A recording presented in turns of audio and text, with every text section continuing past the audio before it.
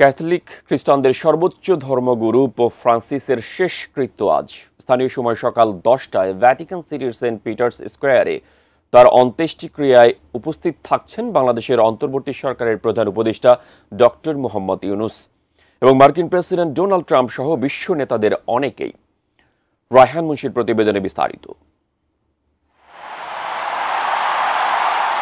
দায়িত্বে থাকার সময় প্রথা ভাঙা অনেক কিছুই করেছেন প্রয়াত পোপ ফ্রান্সিস।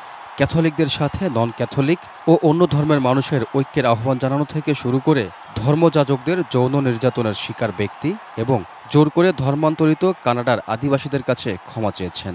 সমলিঙ্গের যুগলদের আশীর্বাদ করতে যাজকদের অনুমতি দেওয়ার মতো বৈপ্লবিক সিদ্ধান্তও ছিল তার। মৃত্যুতেও সেরকম অনন্য হয়ে থাকছেন পোপ ফ্রান্সিস। আর সব পোপের মতো সেন্ট পিটার্স ব্যাসিলিকায় নয়, তাকে সমাহিত করতে বলেছেন ভ্যাটিকানের বাইরে রোমের ব্যাসিলিকা অফ সেন্ট মেরি মেজরে।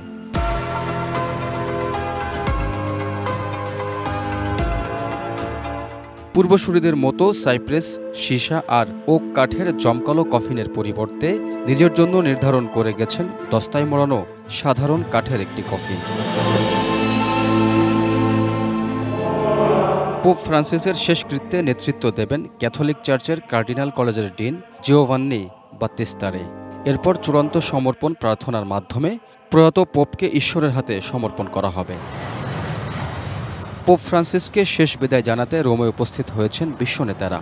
আছেন বাংলাদেশের অন্তর্বর্তী সরকারের প্রধান উপদেষ্টা ডক্টর মোহাম্মদ ইউনূস, মার্কিন প্রেসিডেন্ট ডোনাল্ড ট্রাম্প, ব্রিটিশ প্রধানমন্ত্রী কিয়ের স্টারমার, ইউক্রেনের প্রেসিডেন্ট ভলোদিমির জেলেনস্কি, ব্রাজিলের প্রেসিডেন্ট লুলা ডি সিলভা এবং পোল্যান্ডের প্রেসিডেন্ট আন্দ্রেস দুদা।